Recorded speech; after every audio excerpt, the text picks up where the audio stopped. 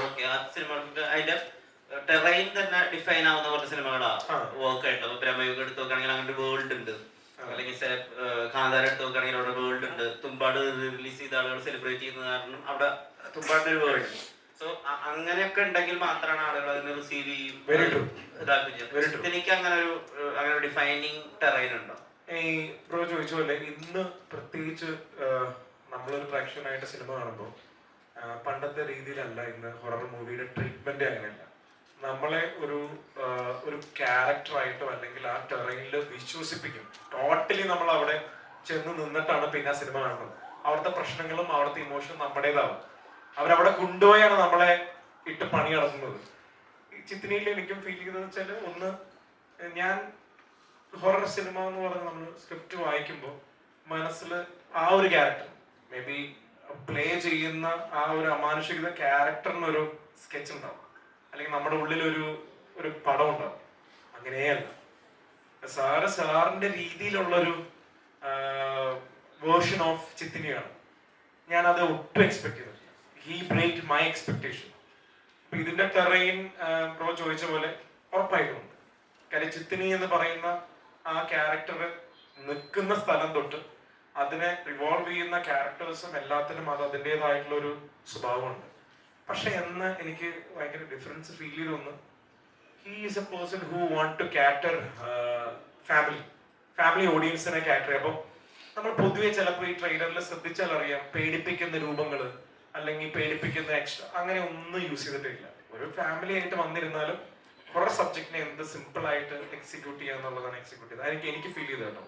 ഞാൻ പടം ഫുള്ളായിട്ട് കണ്ടിട്ടില്ല, പക്ഷെ ഐ തിങ്ക് പിന്നെ ടെക്നിക്കലി ക്യാമറ ചെയ്തേക്കുന്ന എഡിറ്റിംഗ് ഡിപ്പാർട്ട്മെന്റ്, മ്യൂസിക്, സൗണ്ട് എല്ലാം നല്ല രീതിയിൽ കോൺട്രിബ്യൂഷൻ VFX ആവശ്യപ്പെടുന്ന ഒരു സബ്ജക്റ്റാണ്. അത് നല്ല ടീമിനെ വെച്ച് തന്നെ ചെയ്തേക്കുന്നതും ആൻഡ് നന്നായിട്ട് വന്നിട്ടുണ്ടെന്ന് തന്നെ എൻ്റെ പ്രതീക്ഷ. Thank you.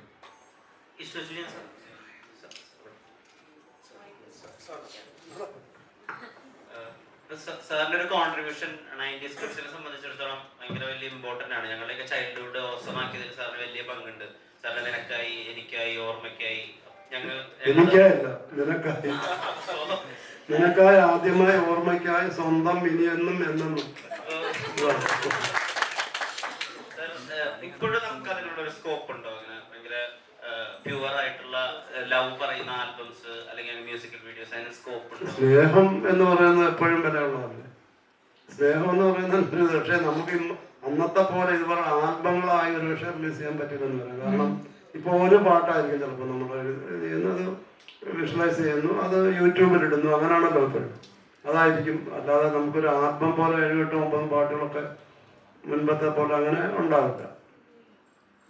ഈ ചിത്രയിൽ ഇപ്പൊ പാട്ടുകൾ എഴുതുന്ന സമയത്ത് ഇപ്പത്തെ ആളുകൾക്ക് എന്താ ഇഷ്ടാവുക? അപ്പൊ ഒരു പാട്ട് എഴുതുമ്പോ ഇപ്പൊ ഒരു ഹുക്ക് ലൈൻ വേണം.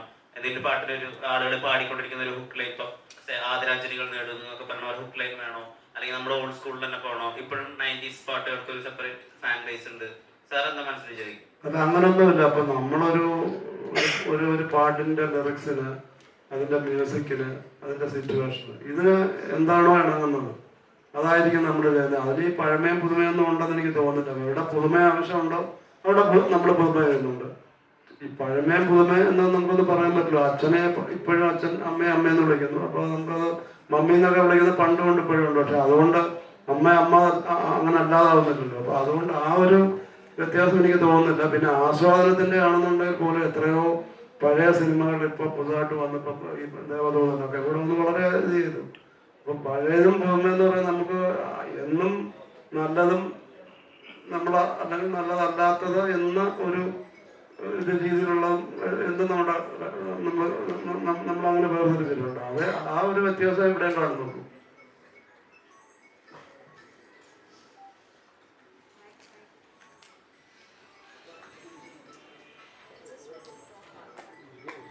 So sorry, I just missed out our Kalari master, Shiva Damodar master. He's also here. I learned the basics Kalari. പലപ്പോഴും എല്ലാവരും ഈ പഴയ നടന്മാരുടെ പഴയത് കാണണമെന്ന് പറയുമ്പോൾ മമ്മൂക്കയെ മാത്രം ഇന്ത്യന്റെ നിറവിൽ അല്ലെങ്കിൽ ഇപ്പോഴത്തെ മമ്മൂക്കയാണ് കാണേണ്ടത് എന്നുള്ള വിധത്തിലൊരു സ്റ്റേറ്റ്മെന്റ് ഭയങ്കരമായിട്ട് വൈറലാവുന്നുണ്ട്. ഈ അടുത്തൊരു നാഷണൽ വൈഡ് ഒരു actors round table, directors round table നടന്ന സമയത്ത് വെട്രിമാരൻ മേനൻ, പാൽ, രഞ്ജിത്ത്, സോയ അക്തർ എന്നിവരുൾപ്പെടെ അപ്പോൾ കാതൽ അദ്ദേഹത്തിന്റെ സ്വവർഗാനുരാഗിയായിട്ടുള്ള കഥാപാത്രത്തിന്റെ തിരഞ്ഞെടുപ്പിനെ പറ്റി, ബ്രഹ്മയുഗത്തെ പറ്റി, ഇന്ത്യയിൽ ഒരു സൂപ്പർ സ്റ്റാറും ചെയ്യാത്ത രീതിയിലുള്ള തെരഞ്ഞെടുപ്പുകളെ പറ്റിയൊക്കെ വാചാലാവുന്നത് വലിയ ന്യൂസ് ആണ്. അപ്പം ഇതിന്റെയൊക്കെ ഒരു തുടക്കം എന്നുള്ള രീതിയിൽ നമുക്ക് ആ ഒരു വിസിബിലിറ്റി എന്നുള്ള രീതിയിൽ ആദ്യമായിട്ട് ഒരു വാചകം പറയുന്നത് അമിതാണ് ഈ പുതിയതിനെ പറ്റിയിട്ട്. ഇപ്പോ അതിന്റെ ഒരു പൂർത്തീകരണം എന്ന രീതിയിൽ ഇത്രയും വലിയ ചർച്ചയൊക്കെ അമിത് കാണുമ്പോൾ എന്താ ഫീൽ ചെയ്യുന്നത്? ഞാനൊരു നമ്മളുടെ ആത്മാർത്ഥമായിട്ട് നമ്മള് 20 വയസ്സിൽ നിന്ന് 30-ലോട്ടെത്തും, 30-ൽ നിന്ന് പതിയെ 40-ലോട്ട് എത്തും.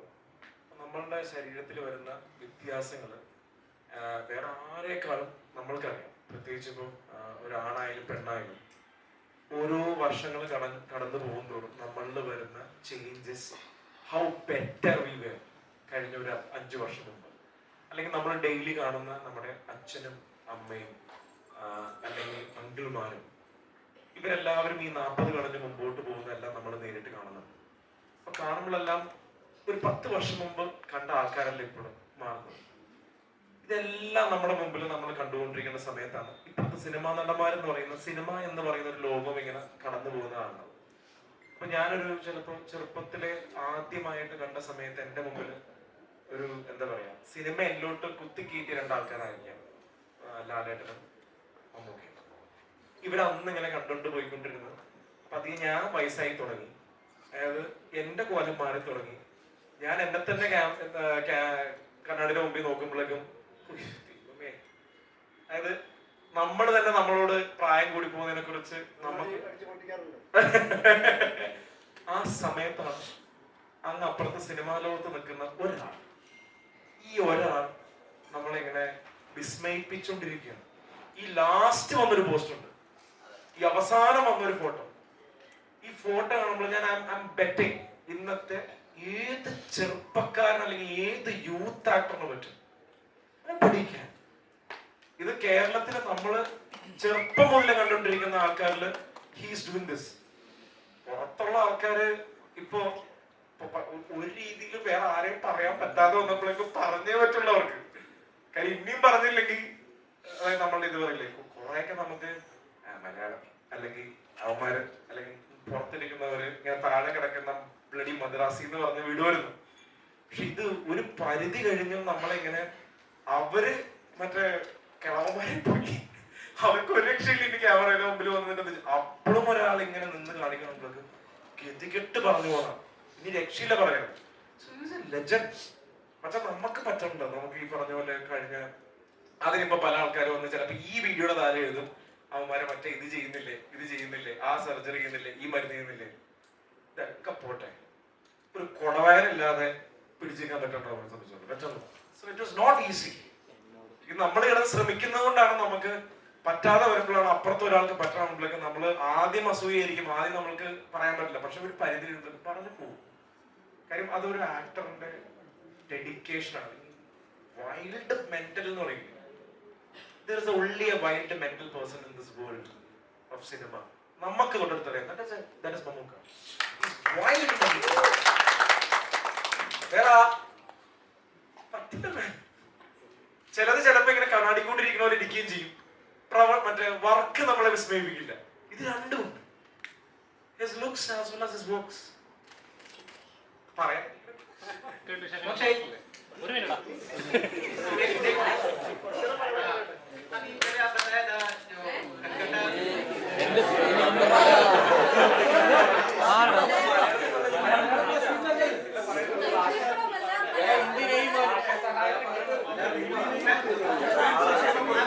आपका हिंदी बहुत क्यूट है, बोलिए please.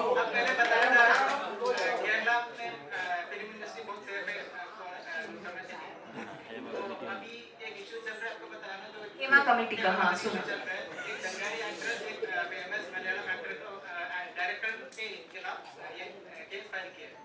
Okay.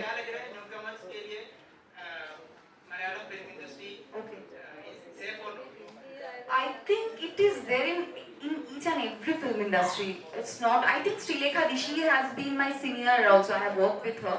I think it was long time back. And I am very fortunate. Now let me tell you one thing. Actually, sir has done an agreement. Now I'm telling you, now I feel many people manipulated me, you know. Vijayan sir has made an agreement with you. He's going to doom your future. He's going to make your future doom. No works you're going to get. But I was very lucky because, you know, as a guardian, he protected me and he understood. So he signed with me 2 movies, you know, of different genres, thinking that, you know, yeah, let me get the soil, thoda wo zameen mil jaye, fir safely with head held high I can fight like the way now I am doing so. So, and my man, I'm very much blessed to have a manager like Manish ji. He's from Bombay. So everything मेरा filter होके आता है. And it's very unfortunate जिसके साथ हुआ है, I mean genuine हुआ है, the victims of this, I mean the molestation, yeah, it should come out and it should stop and we should raise our voice. अगर कुछ गलत होगा voice तो raise करना ही पड़ेगा and आप लोगों को भी support करना पड़ेगा. But if it is a false, then I heard there are some false allegations also against some actors and all. अभी अगर देखो एक टाइम पे किसी के साथ कुछ रिलेशनशिप था, ब्रेकअप हो गया, ठीक है, उसके बाद अगर आप ये इन्होंने ऐसा किया उन्होंने ऐसा किया, it's like a old school relationship. So I think that is a personal, and in terms of safety it should be there, and it is there in each and every industry, each and every sector. I won't only talk about the film industry. It is there in each and every sector. Not even the doctors, the IT engineers, they are also not even spared of it. So it is there. ये सोच बदलना पड़ेगा, फिर सब industry profession सब बदलेंगे.